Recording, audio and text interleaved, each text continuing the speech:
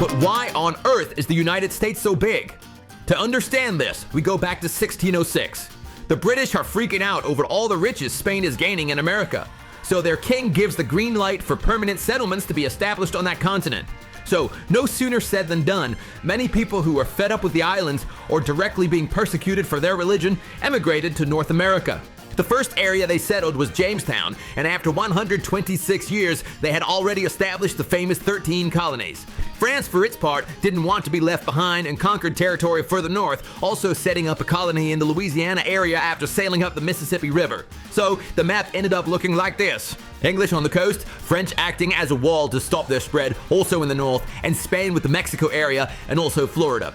But of course, three such powerful nations with their bases so close, it was a matter of time before they came to blows. In 1754, the 7 Years' War broke out. France subsequently allied itself with indigenous groups to fight against the United Kingdom, which had also managed to recruit some local tribes. But not very many, mind you, because the British forces usually sought to expel or simply exterminate the natives from their territories. Things start well for France, but after so many battles, also across Europe, the French don't feel capable of sending so many soldiers to America, and the situation starts to look very grim. So France has to make a deal with Spain, where the king was family. So he says, "All right, come on, lend me a hand."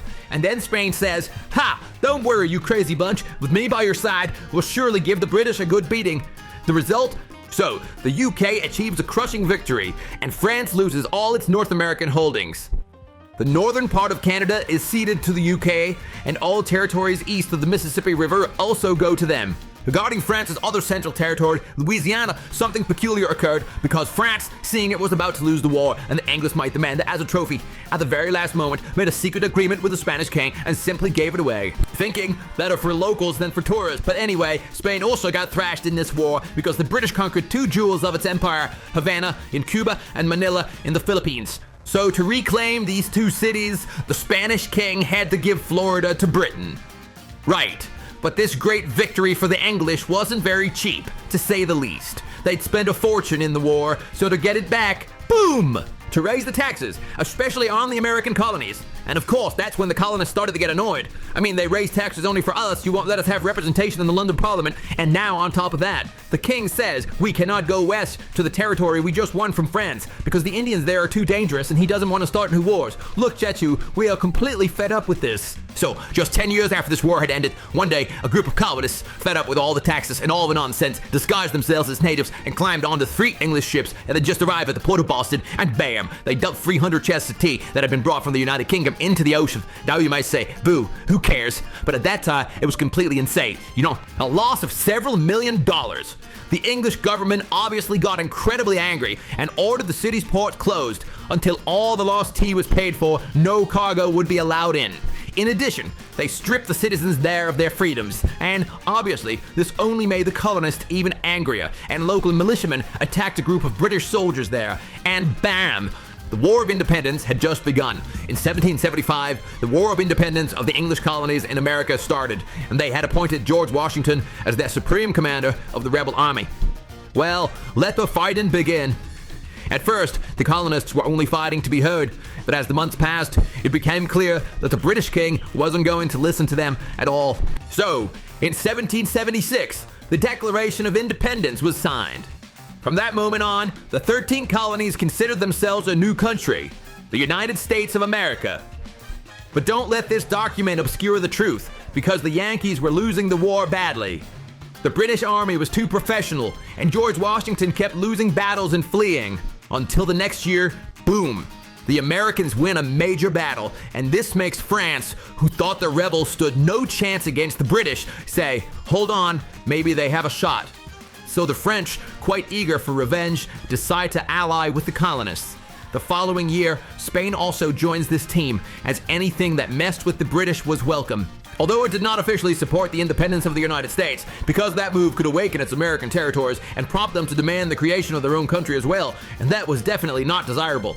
Afterwards, in 1780, the Netherlands also entered the conflict against the fish and chips, and naturally, the British found themselves completely overwhelmed, having to fight on every single front, and eventually, the colonists emerged victorious in the war, forcing the United Kingdom to officially recognize their independence in 1783. But not only that, my friend, they also had to return Florida and the island of Minorca to Spain, They were also just about to hand over Gibraltar, but ultimately, it was too much. And pay very close attention to this fact, because France, which was the main victor of the conflict, well, besides those who had just gained their independence and had given absolutely everything for the North Americans, barely received as compensation a few miserable islands in the Caribbean, and that was all. That was a hell of a mess, because they had literally ruined the entire country with this war. And now the people who are going to have to face the tax hikes were the French themselves. This, which was already creating unrest among the populace, coupled with the French soldiers who had been fighting across the Atlantic there in America, when they returned home began spreading the revolutionary ideals of the English colonists. Hippie notions like liberty, equality, republic. Well, it was the seed they planted, and just 6 years later it would germinate into a beautiful French Revolution, something that would also affect the United States. And it was with the arrival of Napoleon to the throne of France, he then spoke with the Spanish monarchs. Hey, you dimwits, do you recall that 40 years ago we gave you Louisiana? Well, I want it back, and quickly, huh? I want to build a grand French empire in America. Spain, not wanting trouble with its main ally, said, okay. And in 1800, they signed a secret transfer agreement. What happens, though, is this move later backfires on Napoleon because Haiti, his main base in the Caribbean, rebels against him. And without this island, controlling Louisiana would have been very complicated.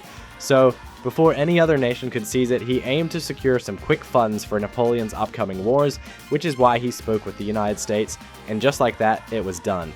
France, 3 years after Spain returned it, sells all of Louisiana, which is an insane amount of territory, to the Americans for just $15 million, about $450 million in today's money. I mean, just imagine the Americans, wow, they were freaking out, oh my gosh, now we have a ton. And they wasted no time expanding west into what was now their new territory, of course crushing all the indigenous people in their path. In 1819, before the United States continued its path to the Pacific, they had to deal with Spain, which had Florida just sitting there, useless. And with all the Napoleonic Wars, Spain was in absolute shambles. So the Americans began to make illegal incursions to attack the local tribes. But Spain had no money, no army, no allies, and no desire to get into a war with the United States, so it ended up ceding it to the Yankees in exchange for a commitment to respect the border in Texas and the rest of the northern areas of America. Basically, it was like, you don't go to the Pacific, you stay put. Florida's yours, but keep quiet. But clearly what I'm telling you now, if we compare it to the map as it is today, it seems like it won't be fulfilled, or will it? The 13 mini-colonies of the United States, somewhat foolishly, had managed to expand westward, They bought Louisiana from the French, and then they just grabbed Florida from Spain. And so, after just 11 short years, in 1821, Mexico also managed to gain its independence from its European metropolis. So, boom, Mexico had just become an incredibly massive country with a direct border with the United States. And we'll now turn our attention to the Mexican territory of Texas, which was very sparsely populated. So the Mexican government offered incentives for American immigrants to come and repopulate the land. However, this tactic completely backfired on them. These people wanted to keep their slaves, they didn't want to speak Spanish or follow Mexican laws, and of course so many American immigrants had entered that they were the majority, so they ended up declaring their own independent state.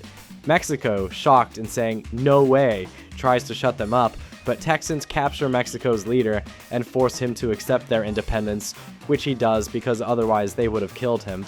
This battle, by the way, is explained in detail in the channel's second book, which is called The Rarest and Craziest Battles, which is fluorescent green. The book is awesome. So, in 1836, Texas becomes a new independent country, but economically, wow, it can't cope. So, just 9 years later, it ends up accepting the United States' request to become part of their country. This caused Mexico to complain once more, as it still didn't acknowledge that Texas wasn't its own. So, the year after the annexation, the United States sent some soldiers to the border, hoping for some kind of excuse to arise, so that, and it happened, right? A Mexican patrol attacked a detachment in an area where the border was somewhat undefined, killing 11 Americans. Well, that's it, you've really made a mess of things. In 1846, the Yankees declared war on Mexico, which could only hold out for just over a year, until the Americans managed to conquer the capital itself, Mexico City. So, to hell with it. Mexico was forced to cede 55% of all its territory. Almost nothing, huh? I mean, California, Nevada, Utah, Arizona, New Mexico, Colorado, Wyoming, and Texas. Huh? This one definitely. But don't worry, huh? The United States isn't so bad, and gave Mexico a small tip for the trouble. $15 million, which today would be around $600 million. 6 years later, in 1854, the United States would end up purchasing from Mexico for $10 million, another small portion of Arizona and New Mexico, and that's the end of it. We finally left Mexico alone for a little while. The United States had finally completed its long-awaited expansion to the west, huh? In less than 100 years, they had managed to build a hell of a country. But naturally, these new states, which were now officially part of the United States, they had to choose whether they were going to be in favor of slavery or not. And this is where a rather significant conflict arose, because the older states in the north, which were primarily industrial, they gradually began prohibiting slavery. But the South, whose economy relied on vast plantations, was fiercely pro-slavery. Slaves everywhere, seriously. And of course things were super tense until Lincoln in 1860 became president of the country, and the southern states, fearing that this new president would prohibit slavery nationwide, well, the 11 southern states of the United States secede and create a new country called the Confederate States of America. Watch out, be careful, huh? The great country they had has now split in two. But is that allowed? Well, some said yes and others said no. Anyway, something is about to happen that will change the entire map. What could it be? In 1861, the United States divided into two distinct halves. The pro-slavery southern states declared they would be better off going their own way, and so they formed the Confederacy. But their happiness wouldn't last for very long, because the situation was so incredibly tense that at the slightest spark, both sides would violently clash. In South Carolina, part of the newly formed Confederate States, in the southeast, there was a fort with northern soldiers from the Union, the ones up north, and of course that wasn't cool. All of you, I'm with the North. So the Southerners attacked and conquered them. That's why the Unionist President Lincoln said, "Alright, that's it, this means war." And so began the American Civil War. The North against the South, who would win? Well, the North, because they had more money and soldiers. And in 1865, the Union regained control of all the territory once again, and along the way, they abolished slavery in all the states. Screw it, we're a country again. However, 5 days after winning the war, President Lincoln was assassinated by a fan of the Southern Confederacy. This occurred, and you already know this part, while he was attending a performance at the theater, right? The assassin, because he was an actor himself, manages to get into the president's private box. He waits for the exact moment when the audience bursts into loud laughter to completely disguise the sound, and then, boom! He shot him in the head. Then he fled the scene on horseback until 12 days later they surrounded him and killed him.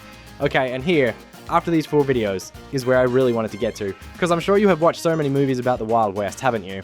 Well, I should tell you that they generally span from the end of the Civil War up until the year 1895. I mean, that's just a mere 30 years, and a portion of the server didn't even have any mods at all. So that you can get a better idea, the map was shaped exactly like this. From the Mississippi River, a vast open plain began, then came the snowy mountains. Crossing that, packed with bears, was a real adventure, all snow-covered and all that crap. And then finally you'd reach the Pacific region. Many individuals residing in the east, particularly in the Atlantic region, either due to the gold rush, or perhaps they were being sought by the law, or simply desired a complete fresh start with greater opportunities, commenced their long journey westward to California, Colorado, and Dakota. This expansion across the entire continent was founded on manifest destiny, a deeply held American belief that their people were chosen by God, that they were sacred and destined to occupy all of North America, bringing their political and religious system to every single corner. And of course, seeing their rapid expansion, conquering everyone, and with no one stopping them, they truly believed it to the fullest. Something that came in handy so they could kill and conquer native territory with hardly any moral concerns. Perfect then, welcome to the Wild West. And this has merely been an introduction about the evolution of the United States, so you understand the context and I can tell you about the most legendary figures of the West.